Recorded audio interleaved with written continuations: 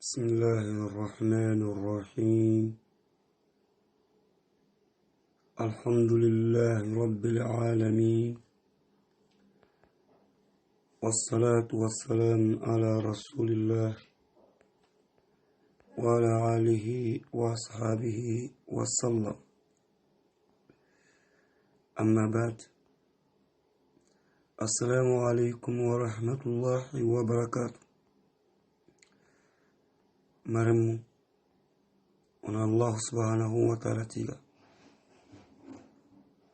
ونصلي فارن كما لنجيس بيتن كوتاكي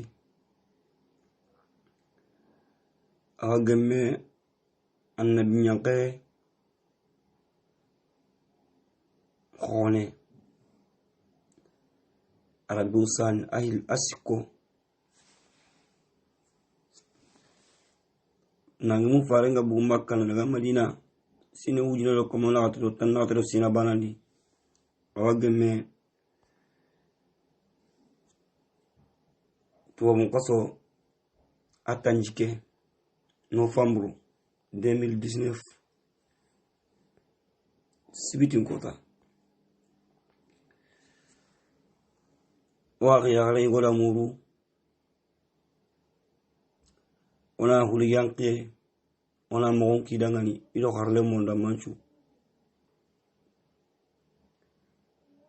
kembere mo warni noton dan to kadi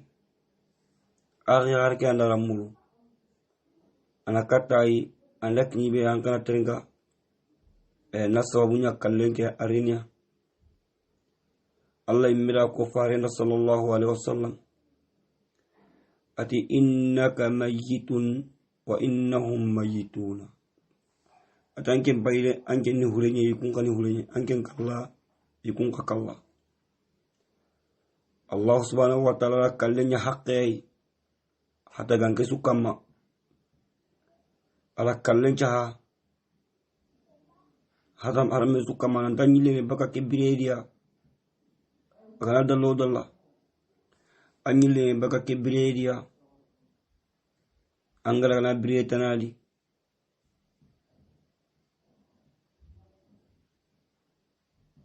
hatam panche kotanya lini yonkindo hatenga bakami yonkinga girno be anala kanu hatenga girno be anala kanu wani na sababunya keduna ni duna anyemene ko anta dumene agilya sika sunta kendi kalle antinta urulagantai aramaren men chatenga wasu horan tanka bana kallen kenga kenca budangani awa wajabin islami sukamma annan kanikati Allah mbatenya subhanahu wa ta'ala annan dutanga bakohonga Allah garan ka bakebe kat kallem bilakiyan awa hurenda ngani jikunu nya no ngana ngane hurenga agana fati igana yankini kitun qane gadi kitu benu jombi tengai wajib nya islami hosu al islami yagresu annan ko wala kentwa kemirenga kewo jokundu oga sene kebe kama huriyan kenyani ibisun ko annatu hurenyan ke surubin wan ko hurenyan kinino kenni kono huren maren tinto huren kalungo wani sirta huren kinde wandi sirta huren kini habe nyaga nakara lemmu nyanka wa yankini lemmi nyaga nakara habe nyanka wa yankini lada modi tasere yankini lada modi ngani nati modi nyana huru yankini modi numba na huru yankini keni qataw nya goma keni qataw nya hure mare mu nyana hure yankini hure mare mu haba unyande habe nyanda kara lemmu nyana yankini gire nya kana kara holo nya yakini kawandi sirtala suma kawarni huriyanki to ana be gane yanyin kollanga kannenga amma kawar gane wandu huriyanki tanken na kenya dulal ladai tanken na dulal kenya dulal ladai ewa kimbre ngo kebe kono huriyanki sirbe an kana huriyanki dunari kenna marin tintonyi ay mesro nyan kawana yanki amma ga fati yagarenya gani yagarenya kaniya an yagaren kasankan igonta yagaren kasankan ade modinu benu ga yagaren kasankana tinkanu wallahi de modinu benu ga yagarun kasankana tinkanu wallahi de yagarenya kani ana kasanka salle ngana kinyani yugu naraga utu ina salle kayugo suga daga sigi haramma amma kawanna kasanka igol lana yagar mbane yankini dunali anyake mbani nak Allah nyake yankini anna kasanka anyake Allah wa yankini anna kasanka igon yagaren karna igu bane yankini dunali ankina Allah wa yankini anna kasanka miram maram goro kunu amde mar nyaala kala ngit dia kunda atina mulina tu mi hakika wa sarubil roholi ona kwa banga ndara ngani huriyanki mo kebe ko maka ke jammu hulana ko hulen yankini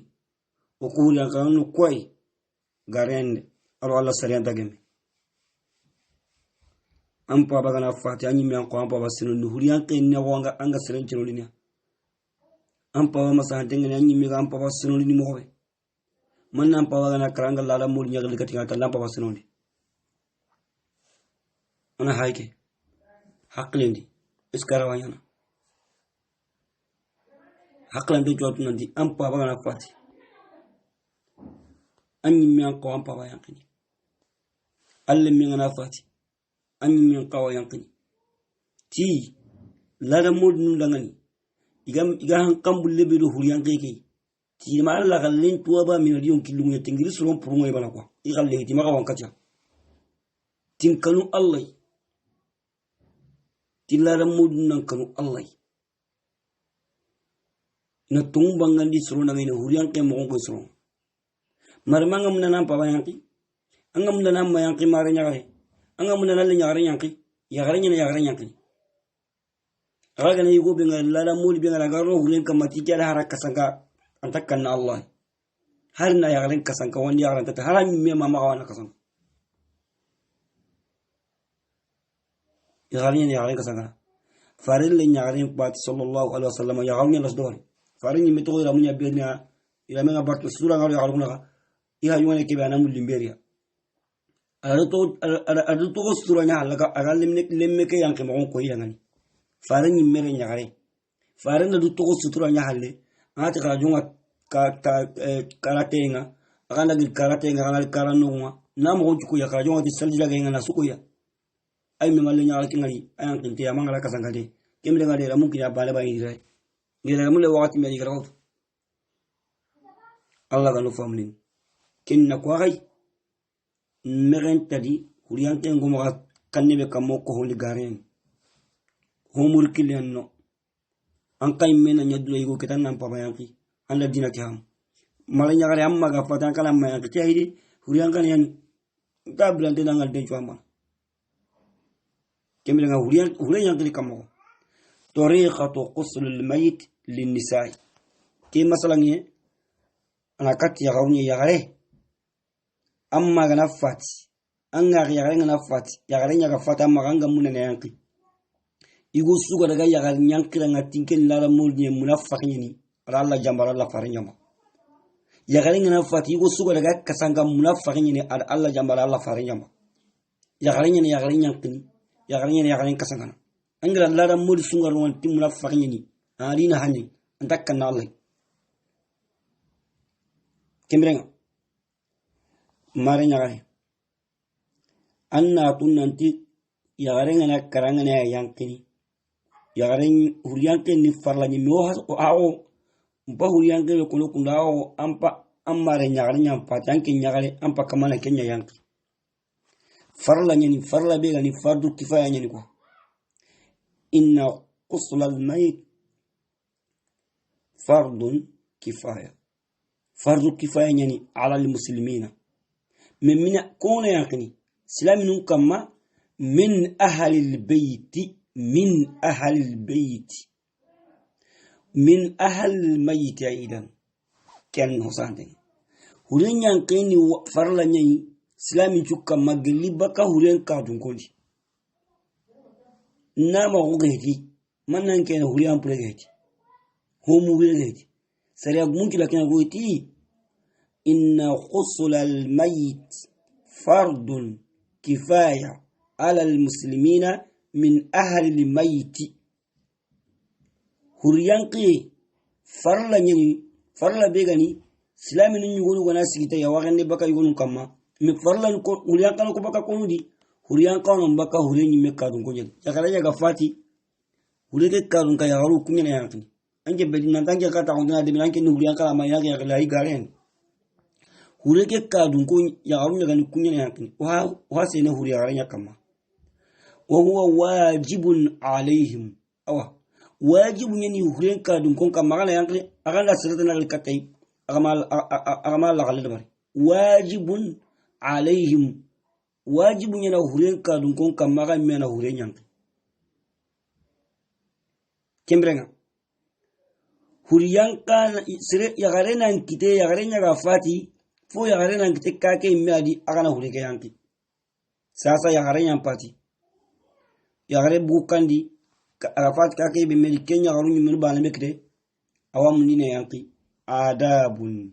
kembira nga jikunyande anga yerin hure nyank ga fo ala ni jikunya ga bari to hure yank jikunya hakum Allah da kallebu Allah da kabila lebu hakum kabila mu mantu hure yank kana da hakum kam mu mantu di hakum dan ken kani kalebu tenye islama hundi hakum kam mu mantu di yagare takni yagare gana kararaga yankini kenni kai kenni islama gon lebunya kana ken to ni kalebunte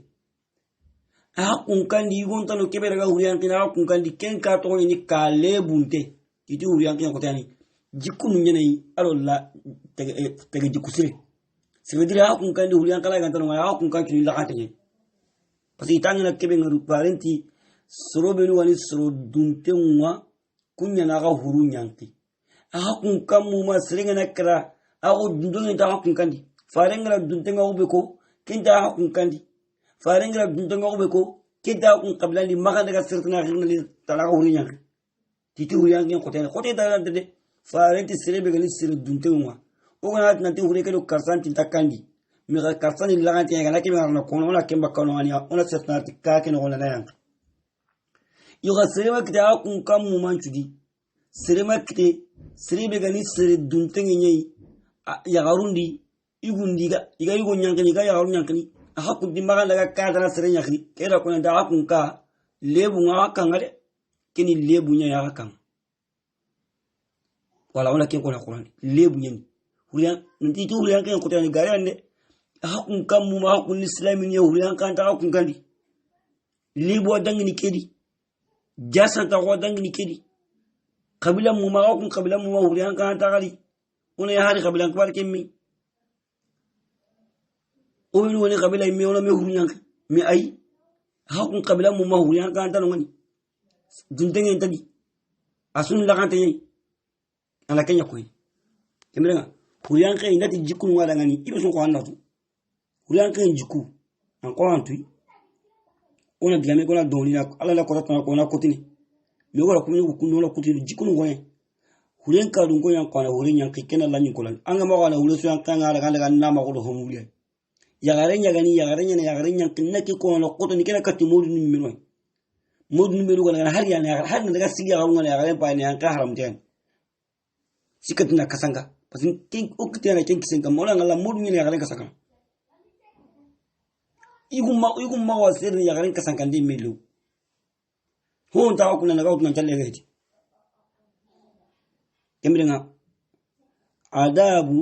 fima yali خطوات التي يجب اتباعها في غسل المرأة المتوفية وهر نقطة ندان تنتوكو بني ندان تنتوكو نغني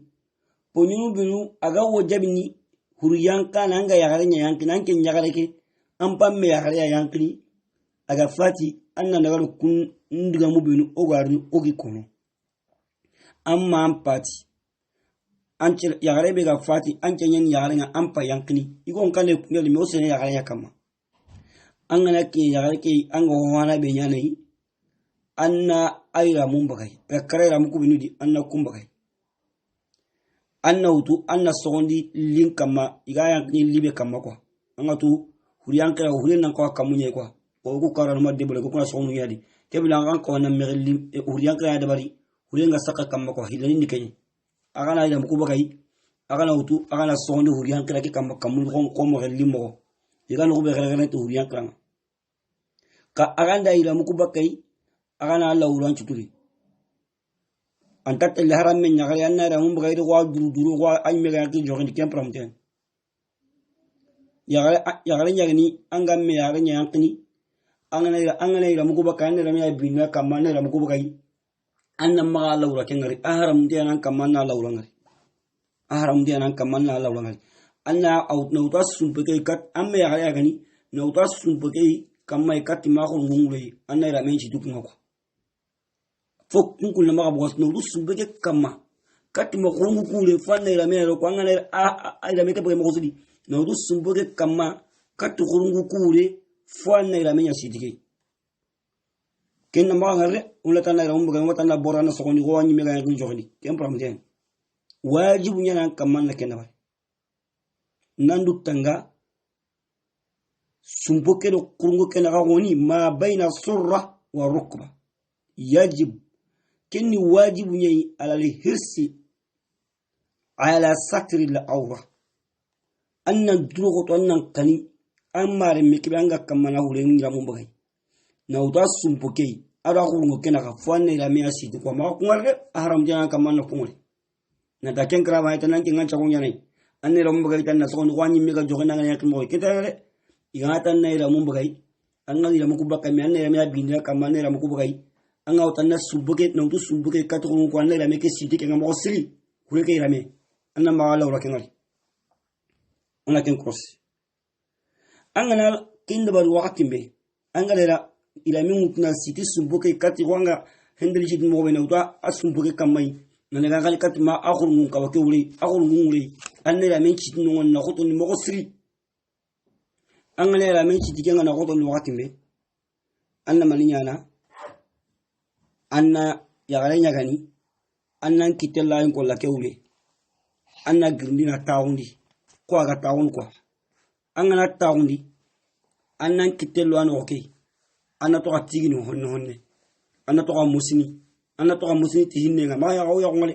anna to musini ti hinenga anga musini pour hube ga no kala bu ko ngasa gene kenno ko tay angana iramu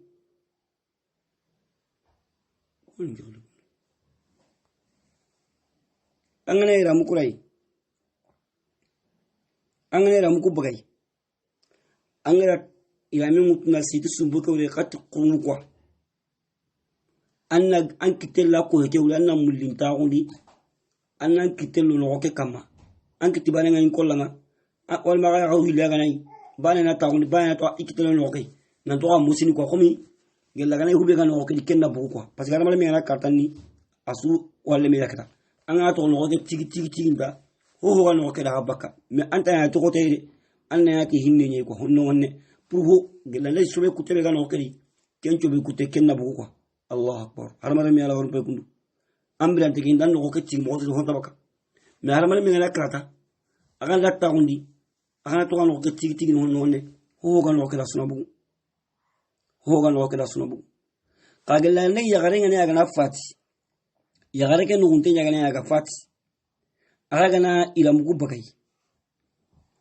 aga da taga henci tay na udu sumboge kati kurungu ko kwa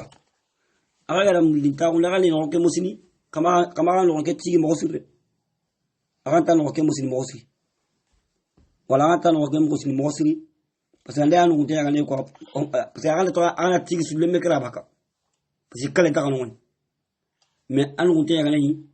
agara katne honda me kama no kati to ñu wala ko imanu ko ngani me agara no ko to ngone iti anna al mar'ata allati matat wa hiya hamila la yu'assiru batnaha iti ya garebe ganai anu gonya aga fatina yi anu mutenya ni kwa lemme ngano kidi sasa anu mutenya ganai to gal meche kebe ko ita umma akenya kulunga kwa na dona tagundi bona to anu ke musmusini ontanya na kulunga kembre o hasiki ken ko tailenki alla kana wakati betana ko no ka kama wakati li chabulangan wala nuqta hana be hutu angana rayino anna ila mukubakai mira mukubaken no gondi anna ila mi autu na siti suboke kati suboke ule kana udu subeka suboke ro kurungu na kana ke tuturnya kubega sumbola ngunda anna ke tuturi anna ma la uranga ahram diana kam angana kende wal wakati ben budanga hilali be warni annan kitella en kolla kewre anna huri ke taundu ya garanya gani anna mara nya garake anna gruna taundi anna to ano ke mosini honno honne kudo kubega di kenna bu ka oti I gilanda ya garake ndai anu unte nya ganani aga fatna lemme nya anu unte yani anna ma taundu kunu ama wajiban kama mangala agrina taundi nanu ke mosi ande anu unte nya ganani ko ta ko afa anu unte nya fati ante ana kunu ko wala wasikere lengi alla kana ko tarinte koyi ona ni kotni da kutema honne anda gilo amma ga tirkan na mala gon tambini alla lu ngam ko tarinte ndi ta ala ta undi halle na duguta nan o ke mosi kebe tan ko wala ken kako alla kana famen kinola